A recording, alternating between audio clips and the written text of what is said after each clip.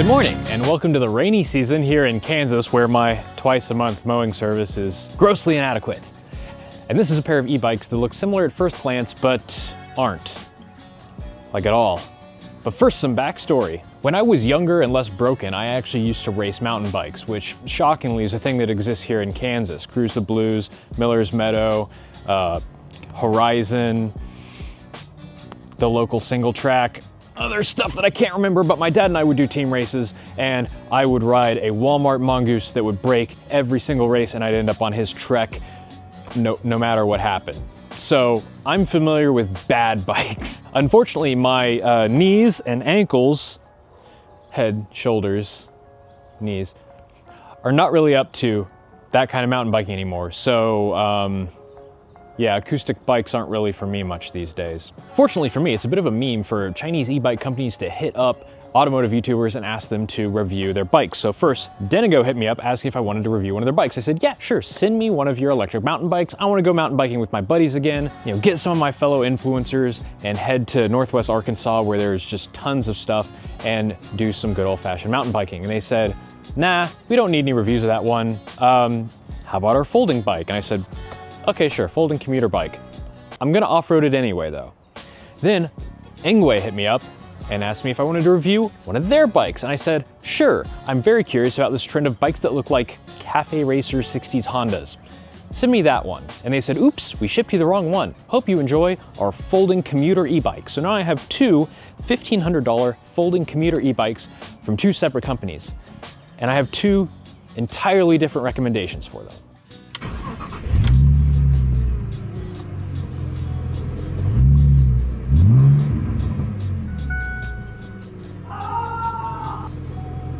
Okay, I'm gonna pull some specs out of my pocket here because I didn't want to memorize all this. The Denago Folding one is currently $14.99 on their website, and the ENGWE Engine Pro 2 is actually cheaper right now, $12.99. Very interesting. I think the price just changes a lot because I could have sworn these were both $1,500 bikes, but this is now $13.99 on sale for $12.99 as of recording this.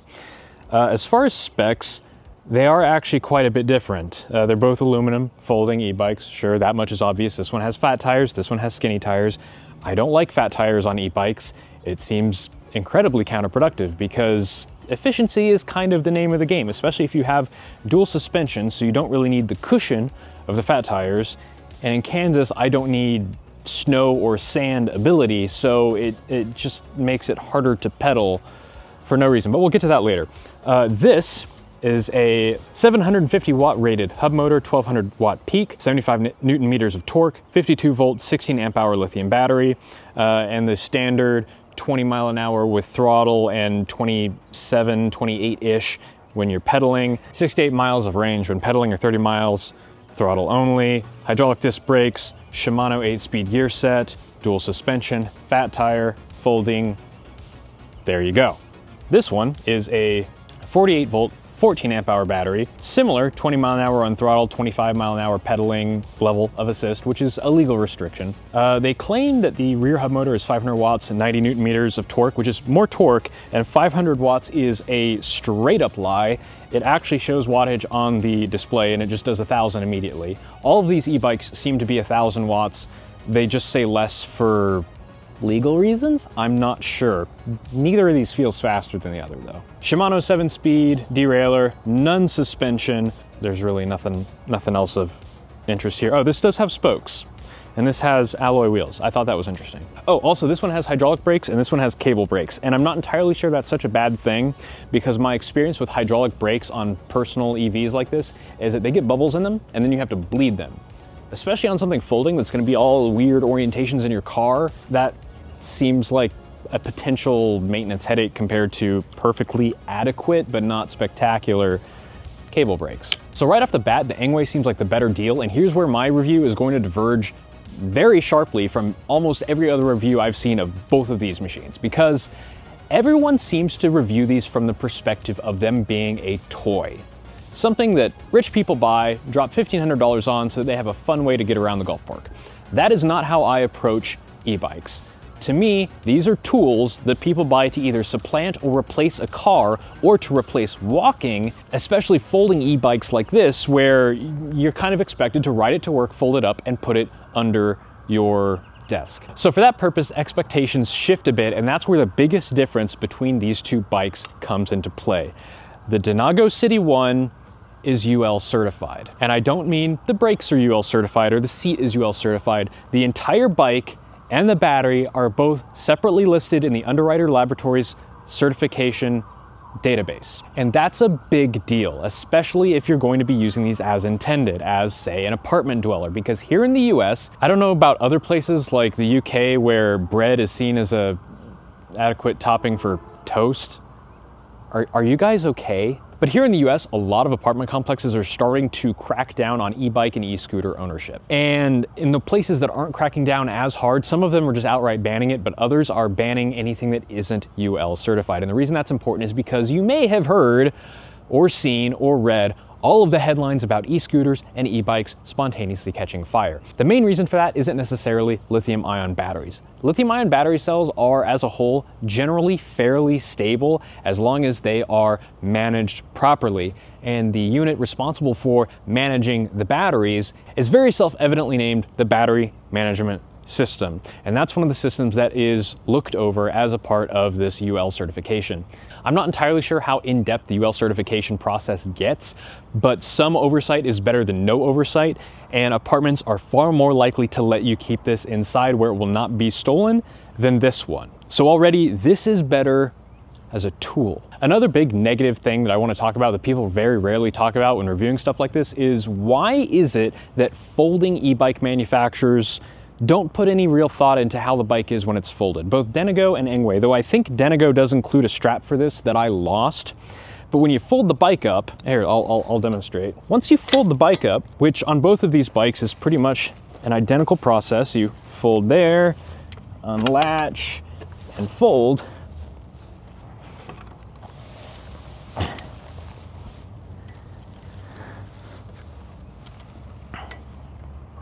There we go. It's folded. Now I need to get this in my car or under my desk or something, and as I pick it up, it's kind of flopping around, and I try to pick it up here. That doesn't work. Okay, pick it up with the forks. It tries to unfold.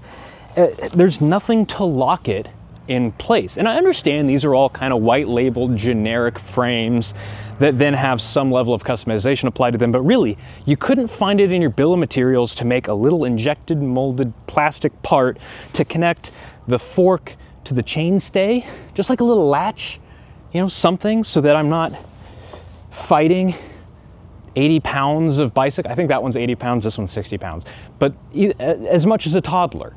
It's a screaming toddler that you're trying to load up in the back of your car or haul into your place of work. And then once it's folded, there isn't really much thought given into how you get it around. The best thing I've found is to kind of do this number, which isn't great. I mean, it works. Up, it's trying to come unfolded. There we go. My goodness. Guess I'll do this one too.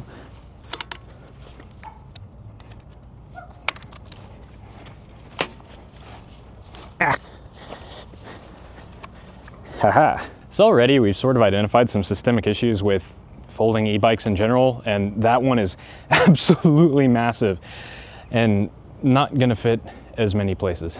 Something else I'd like to give Denago some points for here is the unboxing experience. The Denago came 99% completed, folded up in a box. I think I only had to put on the seat and the thumb throttle, and then it was just ready to go immediately. There was a lot more involved with the Engwe, which required fenders, the wheel, the seat, the handlebar stem, the luggage rack. Oh, they both needed pedals, and it was unfolded in its box. So the box was a lot larger, more unwieldy, and a bit more of a pain to manage and put in the trash. So that's another thing that's important if you are living in an apartment. And if you're not mechanically inclined, this thing's derailleur was adjusted out of the box. Again, hop on it and ride. That one I didn't have the first top 4 gears until I adjusted the derailleur, which is not exactly I mean, anyone can do it technically, but it does require a bit of finesse and knowledge and kind of a feel of the vibe to get the derailleur adjusted. So that's another thing here. Minus point for the Denago though, the bolt holding the right grip on is stripped, so I'll need to replace that. Another few things about each of these bikes. Because they're folding bikes, the ergonomics aren't great on either of them. They pull my shoulders a bit far forward, which can make aspects of my anatomy go numb after a while, which is probably a me issue, but I would prefer bars set further back. But due to the folding, that's just not really feasible. Between the two of these bikes, I put on about 200 miles, and I've definitely had more issues with the Engwe. Besides just the Shimano derailleur not being adjusted correctly, I did have some squeaks and crunches and noises from the suspension, and I had to go back and tighten it up later. This rear fender design is actually known for being a bit problematic, and it's really noisy as hell. And I had a wire get loose and actually get pinched in the folding mechanism. It didn't break anything, but just a little quality control thing that I had to take note of. And I got a hole in one of the tires very quickly. I've had this brand of Chow Yang tire on another e-bike of mine, and it also got holes extremely easy. And I read that these are just extremely soft rubber, and they're just kind of prone to that. So that's another thing to keep in mind. Also, this motor is quite possibly the noisiest thing ever. It is a geared reduction hub motor, and it is built into the wheel itself because this isn't spoked, but my gosh, it is loud. Combined with the noisy fat tires, everyone will hear you going, which is probably okay because the horn sounds like this. I don't want to use that horn to let people know I'm coming. That's embarrassing. Issues I've had with the Denago are a bit less. Really, I haven't had any issues at all other than this. I don't like this headlight. It's a little nicer looking than the Engwe, but I don't like it being built into the headstock like this. I want it to turn with the handlebars, which is kind of a personal preference thing, but it does make it a little bit harder to see around corners. Other than that, there are two big remaining things that differentiate these two bikes, and that is the gearing and the assist. Both of these have terrible assist, and that seems like a really big deal with, you know, assisted electric bikes. I think the Denago handles it a little bit nicer, but I found that really what matters most is how you use the bike. This bike is definitely most suited to lower assist levels, lower cruising, and just kind of actually using it to get around town, not for fun, not for group rides. It's a cadence sensor, so it just knows if the pedals are spinning or not, and maybe how fast they're spinning. The problem is the delay before it starts assisting is 2 spins or more. And then it gives you 1,000 watts until you basically go up to a predetermined speed limit.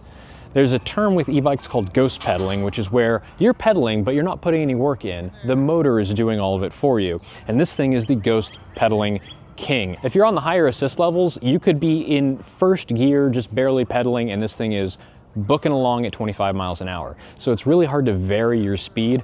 I prefer to leave it in 1 or 2 level of assist and let it do its thing from there.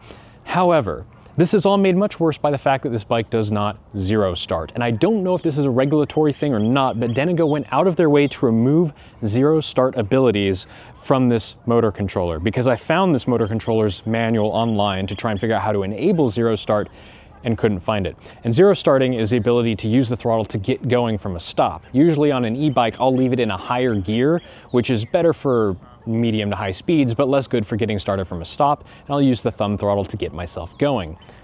Not really possible on here. You have to more or less ride it like a normal bike, and I think that's more or less the philosophy with this bike in general, is you're supposed to ride it like a normal bike. One thing that's a huge positive for this is the Shimano rear cassette has 2 granny gears, which again speaks volumes about the philosophy for this bike being to ride it like a normal bike. And those 2 granny gears are excellent for unassisted riding, getting up steep inclines, or going through grass, getting through my lawn, I suppose. It does speak to at least some thought being put into the design process of this instead of just throwing a bunch of parts together haphazardly.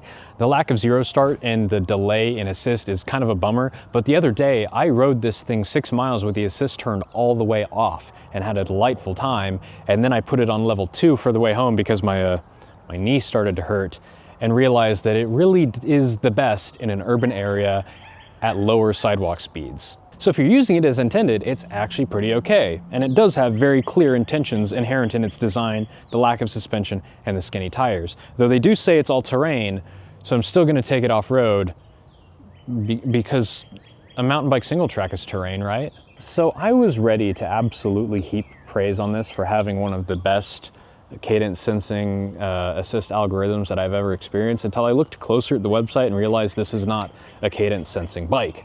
It is a torque sensing rear hub motor bike. That's a configuration that's actually pretty rare in the e-bike world. And what a torque sensor is instead of detecting you spinning the pedals, it detects how much force you're putting down on them using a rotational torque sensor in the crankset. This assist strategy is a lot more common in mountain bikes because you really want the assist to feel invisible, and you don't want to have any delay in assist or delay in the assist stopping that could send you off of the path. Unfortunately, this bike still has those issues, though a lot less than its cadence sensing predecessor, which was absolutely notorious for ghost pedaling. The thing is, I can't even tell if this actually has a torque sensor or if it's just the world's worst programmed one, because this thing acts exactly like a cadence sensing bike until ghost pedaling starts, and then it cuts assist. So in a sense, you do have a bit more control over the assist, but it's real bad at it, because no matter how hard or how soft I push down on the pedal, it still proceeds forward at the same amount. And it still has the same issue as the Denago, where it kind of just gives you all of its power up until a set speed. It doesn't taper off very well. I'm not entirely sure what I want from a cadence sensing algorithm, or a torque sensing algorithm in this case, but it's not either of these. These are kind of weird. It's very primitive, ham-fisted feeling, like someone flicking a light switch to turn your go on or off. Beyond that though, the ENGWE Engine Pro 2 is largely fine outside of personal preferences, like I don't like the tires all that much. They make the handling kind of ponderous, but that's just how fat tires be. It's plenty comfortable. The suspension works.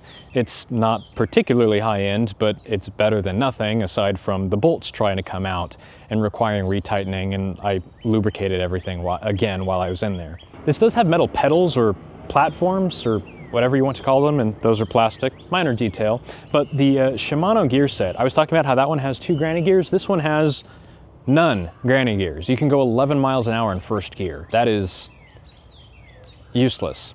If the battery dies on this bike and you have to rely on pedals, you're hosed. You're not getting home. This thing is an enormous chore to pedal without the assist, and presumably if you're buying an e-bike with assist, you're not Lance Armstrong, number of balls notwithstanding. Meanwhile, I rode to my girlfriend's work to pick her up. She had ridden this and I rode that, and then we switched and I rode this home. Made it halfway home without even realizing the assist wasn't even on. This thing is very easy to pedal. If something happens, if you're relying on it, it is still perfectly usable as a normal analog bike. Oh yeah, the battery rattles in this. It's in here and it just kind of rattles a bit.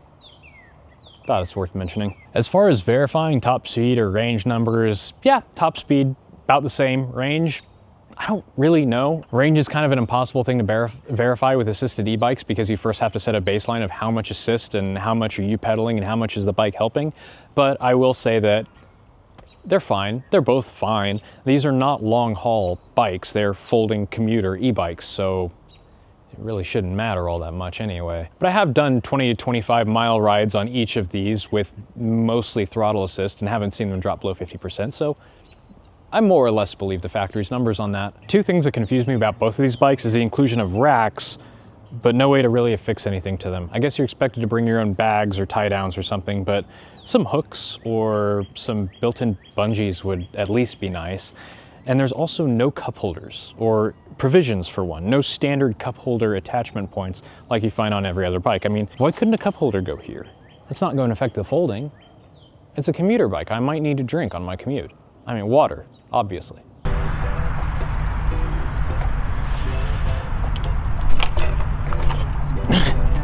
Okay, immediate fail. Cannot jump up the curb. Suppose it would help if I turned the bike on. Pedal assist is, yeah, so not ideal for this. There's such a delay between me stopping pedaling and the assist stopping. It's actually kind of sketchy. I give it 2 rotations and it gives me like 2 full seconds of assist. Oh! Like that. I did not want that much assist.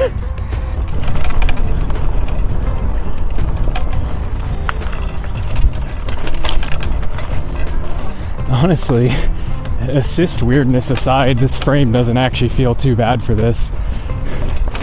Nor do the tiny tires. I mean, this is about as simple as a single track can get, but I mean, we're out here doing the thing, no denying that. So the term here is unsprung weight. This bike is nothing but it, because there is no sprung, there is no suspension. Wow, can't believe nothing bottomed out on that. What's it like thumb throttling? Weird and jerky, and I don't love it. Even with the thumb throttle, there is a delay.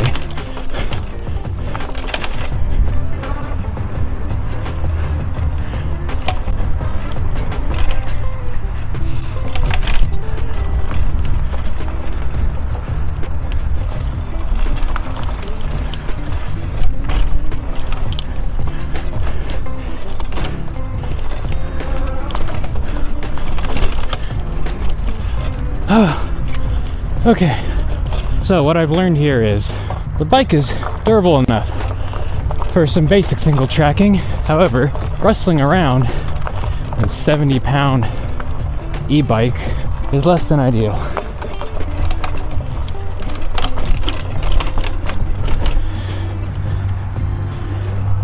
Oh god, the gearing is so shit on this. I mean, the fat tires and suspension sure do make it a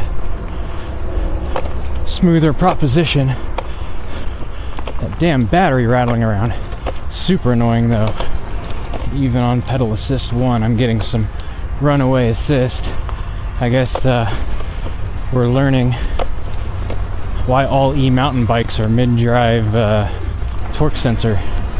It just wants to run away. Oh my god, the assist levels on this thing are just kind of psychotic. Level 1, despite supposedly having torque sensors, level 1 will happily take you all the way to top speed, which is ridiculous, first of all. Down we go. I am over gripping like a mofo. RIP my hands. I'm also sitting in the saddle a lot more than I probably should because I'm tired.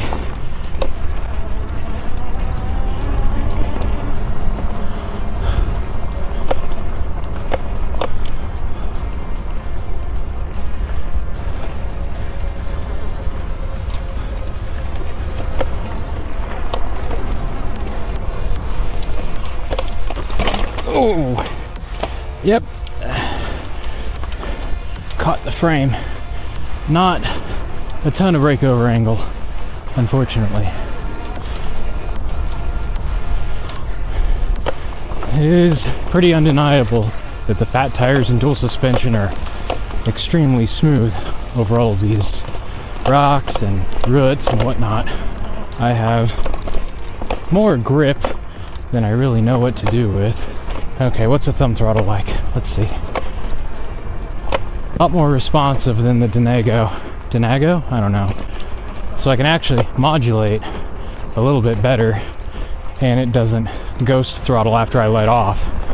Not that any of this matters for commuting, but it's sort of like on car review channels where they show the cars drifting everywhere. You're not going to do that, but it's a good way to demonstrate the extreme limits and what it takes to really make the ugly side show up. Right now the ugly side is just this battery banging around in here. Seriously, why don't they put foam tape on these or some sort of cushioning? It is a battery, my brother in Christ. We lost the camera. How'd that happen? Okay, note to self. Get a new selfie stick. I'm still in first gear and it is just too tall. Cannot get any torque, cannot climb, and even getting started without using the throttle is a pain in the ass. Which is fine if you're just going to terrorize pedestrians and thumb throttle your way around town, which seems to be how a a very loud minority of electric bike users treat them these days. But for me, this gearing just ain't it, chief. Ah, it's so much better on the rocky section. can it throttle up the hill? It can. Shocking. I don't know what any of that proved, but it was pretty fun, and I kind of used the vibes that I got from each bike to go ahead and do some modifications to them, just because I felt like spending money, I guess. First up is the ENGWE, which looks quite a bit different, and I'm actually kind of proud of how this turned out based on the minimal modifications that I did. I removed the rear fender and the cargo rack, and I removed the front fender. Put heavy-duty inner tubes in it with new tires that are far, far quieter and lower rolling resistance, with a snazzy brown sidewall that just kind of looks, I don't know, stylish. I relocated the brake light to the seat post with some zip ties because, well, that's all I had. And I put on a non-folding short BMX stem and BMX handles, which really give it a lot less of a goofy commuter look and more like an overgrown BMX bike, which is a look that I'm pretty fond of. I also sort of solved one really big problem I had with this by swapping out the front sprocket for a smaller one. Now that reduces the top speed that you can pedal at. You've got to pedal faster to go faster, but it just made the torque sensing work. I don't know, the torque sensors must be in the motor is the only thing I can think of, and a smaller front chainring results in more torque being sent back. But now it feels a lot more effortless, and first gear is actually a little bit more usable. It's still not great, but it's usable. I did have a few consistent issues here though with the battery. I put a bunch of foam tape, I took the battery out and put a bunch of foam tape, but I did notice that the battery is actually broken. The plastic case has broken in there, which is not good. That is not what you want, and you can see all these wires here just kind of chilling. They're just zip tied to the bottom of the main battery box area instead of running through it or anything. The Denago does a much better job of managing all of that. But yeah, the battery broke. I mean, it's still there. It's just that this plastic tab's snapped and it rattles around a lot. So I put in the foam tape to kind of fix that, but that's fun. I've also had to take apart and fully re-grease the entire swing arm rear suspension situation to get it to stop making noises. And it still occasionally squeaks, but it's more or less okay now. And I still have the occasional issue with the rear derailleur. I haven't fully gotten that adjusted just perfect, I guess. I've spent a lot of time on it though. It's really fiddly. That's just kind of how rear derailleurs are, and it is what it is. As it is though, the bike's a lot more enjoyable to ride, though now it doesn't really fold up. And I don't like the way it folds up anyway, leaving the battery exposed like that. It's just, I don't like it. Like, you fold it in half and there's the battery sitting there out in the open. I don't really get the vibe that this thing is designed to be folded up frequently and transported. It's just like for an emergency, more or less. So this is how the bike stays 90% of the time.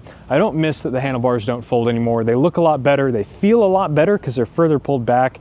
And yeah, it really just kind of made the whole bike a lot nicer to use. The Denago modifications include, I replaced the screw that was stripped out. Yeah, that's about it. The Denago just does its job. It has a very clearly defined use case, and it fills that use case very well. One thing I did add is these Velcro straps to solve my biggest issue with this bike and folding bikes in general, which is that they don't stay folded. I'll demonstrate that a bit later. Other than that, it just kind of works. It's trusty, reliable. I did look at getting a new controller that does have zero start enabled, but that would have been about $200, and I really just didn't consider it worth it. I realized that this thing is best suited to commuting and lower assist levels, and it does a really good job when you use like a bike that happens to have a little bit of assist instead of trying to use it like a glorified electric motorcycle. So there we've got it, a pair of folding commuter e-bikes that on the surface seem like they would be competitors to each other, but really have completely different use cases. And the thing about giving a recommendation here is that these are my only experience with folding e-bikes, and my experience with e-bikes in general doesn't go far beyond this, so it's very hard for me to recommend buying either of these over the market at large. But from what I've seen for the price, the Denago does seem like a very solid option if a durable, reliable daily commuter is what you're after, something that you can take to work, fold up, stash under your desk. It has a local dealership network. It seems fairly well thought out. It seems fairly well engineered and thoughtfully made.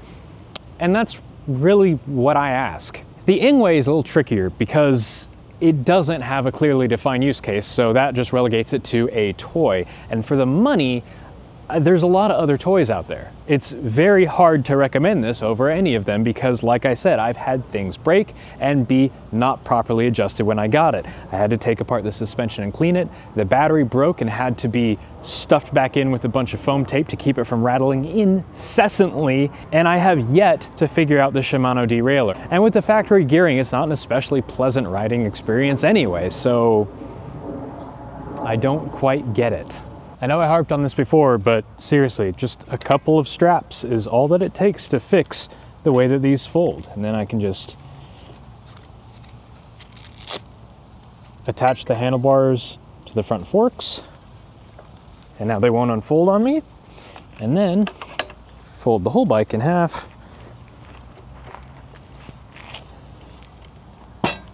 And I take the chainstay and I attach it to the front forks. And there you go. Now it's all one unit, and I can more or less pick it up from anywhere. Obviously it still flops around a little bit, but if this was like an OEM thought out solution, it would be even better. And that just makes it so much easier to pick up and toss it in the back of my car. Just like that. Thanks for watching.